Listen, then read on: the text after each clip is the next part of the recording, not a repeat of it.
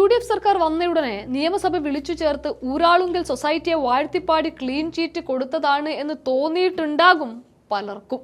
പ്രവർത്തികൾ നല്ലതായതുകൊണ്ടാകും വീണ്ടും വീണ്ടും ജോലികൾ ഏൽപ്പിക്കുന്നത് എന്ന പൊതുമരാമത്ത് വകുപ്പ് മന്ത്രി PK ബഷീറിന്റെ പ്രഖ്യാപനം യഥാർത്ഥ PK ബഷീറിന്റെ പരിഹാസമായിട്ട് കണ്ടാൽ മതി. UDF MLA-മാരുടെ പ്രത്യേകിച്ച് യുവ MLA-മാരുടെ ചോദ്യങ്ങൾക്ക് ഓരോന്നും ഊരാളുങ്കൽ നടത്തിയ ക്രമക്കേടുകൾ വിളിച്ചു പറയുന്നത് കൂടിയായിരുന്നു. അങ്ങനെ ഒരു സാഹചര്യത്തിൽ ഊരാളുങ്കലിന്റെ അസ്ഥിവാരം തോണ്ടാൻ തന്നെയാണ് സർക്കാരിന്റെ തീരുമാനം എന്നുറപ്പാണ്. അതാണ് സ്പീക്കർ തിരുവഞ്ചൂർ രാധാകൃഷ്ണൻ തന്നെ തുടങ്ങി വെച്ചതും. കേരളത്തിലെ നൂറുകണക്കിന് വരുന്ന കരാറുകാരെ മുഴുവൻ കുത്തുപാളയടിപ്പിച്ച് പിണറായി വിജയന്റെയും സംഘത്തിന്റെയും ബിനാമി കമ്പനിയായി തുടങ്ങിയ ഊരാളുങ്കലിന് കണ്ണടച്ച് തുറക്കുന്ന വേഗത്തിൽ മാനം മുട്ട വളരാൻ കഴിഞ്ഞത് തട്ടിപ്പിലൂടെ തന്നെയാണ്. അതാണ് ഇപ്പോൾ കേരളത്തിന് മുന്നിൽ തുറന്നു കാട്ടപ്പെടുന്നതും.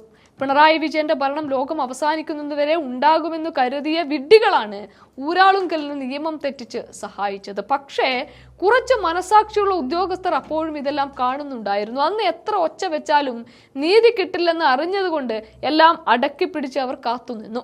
ഇന്ന് ആ ഊരാളുങ്കലിന്റെ കാട്ടുകൊള്ള ശിക്ഷ നൽകി അവസാനിപ്പിക്കുകയാണ്. അതായത് പിണറായി സർക്കാരിന്റെ കാലത്ത് നിയമങ്ങളെ നോക്കുകുത്തിയാക്കി ചട്ടങ്ങൾ കാറ്റിൽ പറത്ത് നിയമസഭയിൽ Uralungal labour contract co operative society എന്ന പിണറായിയുടെ ബിനാമി കമ്പനി ചൊല്ലുത്തിയ സ്വാധീനത്തിന്റെയും നേടിയെടുത്ത അനധികൃത ആനുകൂല്യങ്ങളുടെയും വിവരങ്ങൾ വെളിപ്പെടുത്തി രംഗത്ത് വന്നിരിക്കുകയാണ് ഉദ്യോഗസ്ഥർ.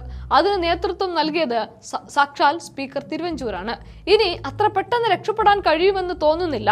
സ്പീക്കർ തിരുവഞ്ചൂർ രാധാകൃഷ്ണന്റെ നിർദ്ദേശപ്രകാരം നിയമസഭാ സെക്രട്ടേറിയറ്റ് നടത്തിയ പ്രാഥമിക പരിശോധനയിലാണ് ഉദ്യോഗസ്ഥരുടെ ഗുരുതര വെളിപ്പെടുത്തലുകൾ ഉണ്ടായിരിക്കുന്നത്. അതോടെ ആ വഴിക്ക് അന്വേഷണം അതിവേഗം ചലിക്കുകയുമാണ്. ഞെട്ടിപ്പിക്കുന്ന വെളിപ്പെടുത്തൽ തന്നെയാണ് വന്നിരിക്കുന്നത്. വർഷങ്ങൾക്ക് മുൻപ് പിണറായി ഭരണത്തിൽ തന്നെ ആരോരും അറിയാതെ രാത്രിയിൽ ഊരാളുങ്കലിന്റെ പേരിൽ നിയമസഭയിലേക്ക് ലോറിയിൽ എത്തിച്ച ഡിജിറ്റൽ ഉപകരണങ്ങൾ കൃത്യമായി പരിശോധിക്കാതെ കോടികളുടെ ബിൽ പാസാക്കേണ്ടി വന്നത് ഉദ്യോഗസ്ഥരിൽ പ്രമുഖർ വെളിപ്പെടുത്തുകയാണ്. തട്ടിപ്പുകളുടെ കൂടാരം എന്ന് വിശേഷിപ്പിക്കാൻ പറ്റുന്ന 13 പെട്ടികളിലായാണ് ഉപകരണങ്ങൾ എത്തിച്ചത്.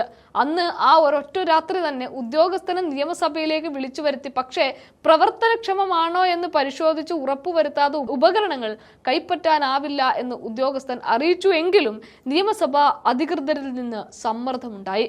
ലൊട്ടിലൊടുക്ക് സാധനങ്ങൾ രാത്രിക്ക് രാത്രി കയറ്റിവെച്ചാൽ ഉണ്ടാകുന്ന കോടിക്കണക്കിന് രൂപയുടെ ലാഭം എങ്ങോട്ടാണ് പോയത് എന്ന് വളരെ വ്യക്തമാണ്. അതുകൊണ്ട് തന്നെ ഉദ്യോഗസ്ഥർക്ക് ഉപകരണങ്ങൾ സ്റ്റോറിലേക്ക് മാറ്റിയാൽ മതി എന്ന നിർദ്ദേശം ഉടനെ തന്നെ വരികയുമായിരുന്നു. സമ്മർദ്ദം സഹിക്കാതെ വന്നതോടെ അതിന് വഴങ്ങി ഉപകരണങ്ങൾ കൈപ്പറ്റിയ വകയിൽ തൊട്ടടുത്ത ദിവസം കോടികളുടെ ബിൽ ഊരാളുങ്കൽ നൽകുകയും ചെയ്തു. അതും ഒരു പരിശോധനയും നടത്താതെ പാസാക്കേണ്ടി വന്നു എന്നതാണ് ഉദ്യോഗസ്ഥരുടെ ഇപ്പോഴത്തെ മൊഴി. ഇതിനു പുറമെ നിയമസഭയിൽ ഊരാളുങ്കലുമായി ബന്ധപ്പെട്ട ഫയലുകൾക്കെല്ലാം ഒരു പരിശോധനയും ഇല്ലാതെ അതിവേഗം അനുമതി ലഭിച്ചത് ഉദ്യോഗസ്ഥർ പൂർണ്ണമായും വെളിപ്പെടുത്തിയിട്ടുണ്ട്. ഇവയടക്കമുള്ള വെളിപ്പെടുത്തലുകളുടെ അടിസ്ഥാനത്തിൽ സമഗ്ര അന്വേഷണത്തിലേക്ക് തിരുവഞ്ചൂർ കടക്കുകയായിരുന്നു എന്ന എല്ലാ നിർദ്ദേശങ്ങളും ലഭിച്ചതോടെ നിയമസഭാ സെക്രട്ടേറിയറ്റ് പണി ആരംഭിച്ചും കഴിഞ്ഞു. ഊരാളുങ്കൽ ഉൾപ്പെടെയുള്ള കരാറുകാർ നടപ്പിലാക്കിയ പദ്ധതികളുടെ നിലവിലെ സ്ഥിതി, അവയ്ക്ക് എത്ര പണം ചെലവായി തുടങ്ങിയ വിവരങ്ങൾ അറിയിക്കാൻ സ്പീക്കറുടെ പ്രത്യേക നിർദ്ദേശപ്രകാരം സഭയിലെ എല്ലാ വകുപ്പുകൾക്കും നിയമസഭാ സെക്രട്ടേറിയറ്റ് കുറിപ്പും നൽകിയിട്ടുണ്ട്. അത് പ്രകാരം പല കരാറുകളും റദ്ദാക്കിയിട്ടുണ്ട്.